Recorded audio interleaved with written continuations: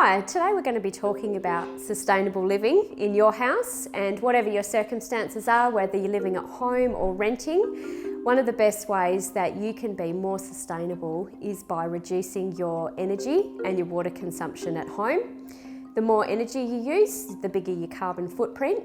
So the best way to make sure you're being sustainable is to have a really good look at your energy usage and your water usage. And it will not only be better for your wallet, but also better for the planet as well. So you might be wondering, what areas in the house are the biggest users of energy?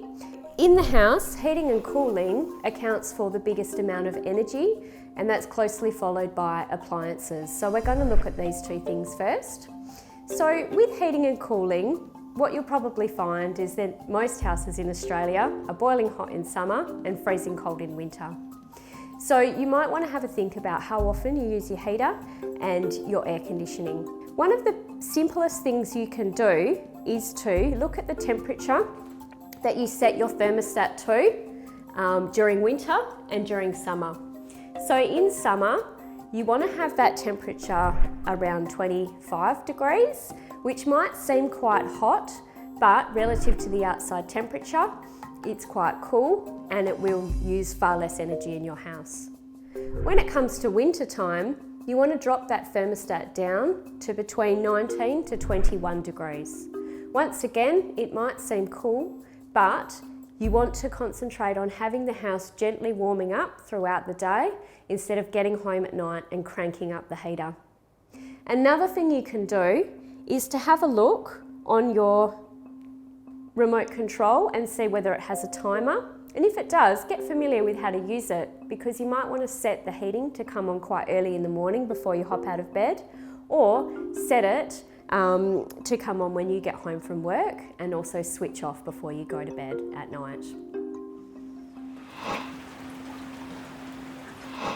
So when it comes to using your heater, you want to make sure that it's really well maintained. A heater that's not running efficiently won't keep you warm, and it will use far more energy in trying to work as it is. So if you're renting, you can chat to your landlord about having the heater serviced to make sure that it's working properly. Or if you're in your own home, have a read through the instruction manual and just make sure that you're following the guidelines so that your heater is well maintained and the air filters are vacuumed.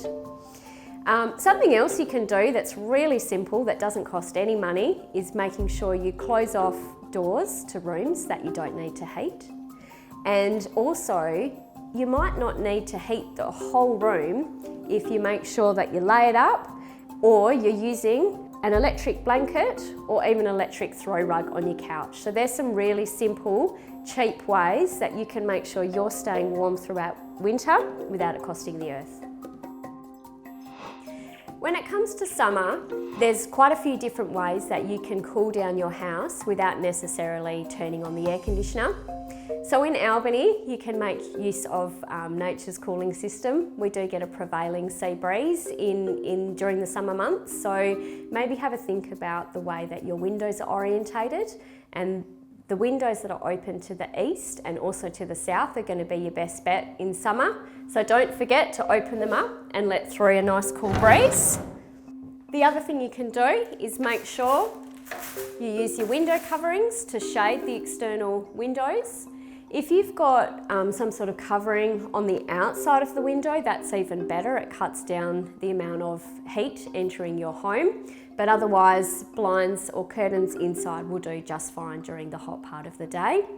And remember, if you've got a ceiling fan, that's an excellent way of cooling down your house if there's no sea breeze, and it uses far less energy than the air conditioner. So during winter time, a lot of the energy that you're using to heat your house can be lost if you've got drafts in your house. So one of the best things that you can do is to check your house, probably on a windy day, to see where the airflow is coming from and the ways that you might be able to reduce that airflow. So it could be something as simple as using door snakes down the bottom of your drawers to keep out the cold weather. Or if you're wanting something that's a bit more of a permanent solution, you can actually get weather strips and have them installed permanently. But don't forget, if you're renting, that's something that you would need to check with your landlord first. As the second biggest user of energy in your home, it's well worth having a look at your appliances and checking how efficient they are. One of the things that might help you with this is to see whether your appliances like your fridges, washing machines, dishwashers already have an energy rating label on there.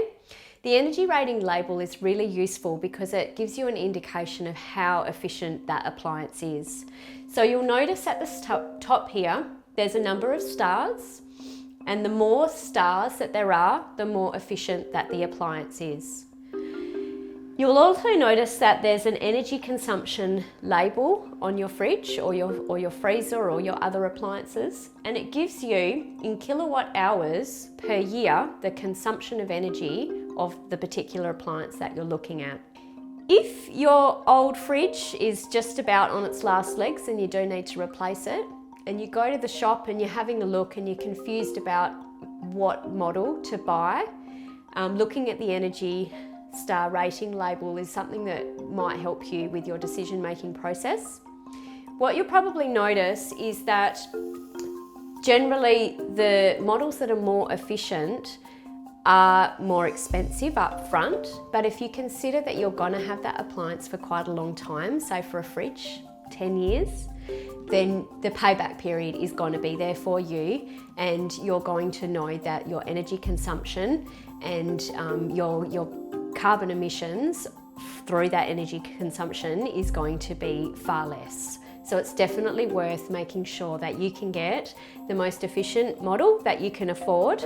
And when you compare between models, make sure that they are apples for apples. So if you're looking at fridges, you want to make sure the litre size are the same over a number of models. So for more information about the energy rating label, you can have a look at the website, which is www.energyrating.gov.au. When it comes to lighting, there's some really simple ways that you can reduce energy consumption in your household. Have a look at the light bulbs in the rooms in your house and just see whether they're LED or whether they're regular light bulbs. If you're renting, you might want to consider buying your own LED bulbs, and when you move out of that house later on, you can actually uninstall those light bulbs and take them with you.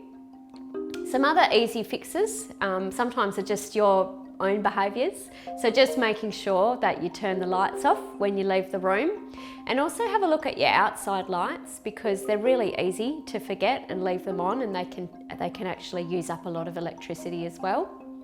And during the day, just making sure that you're really using as much natural light as possible, so making sure you open up your curtains and turn off your light bulbs to save on electricity during the day.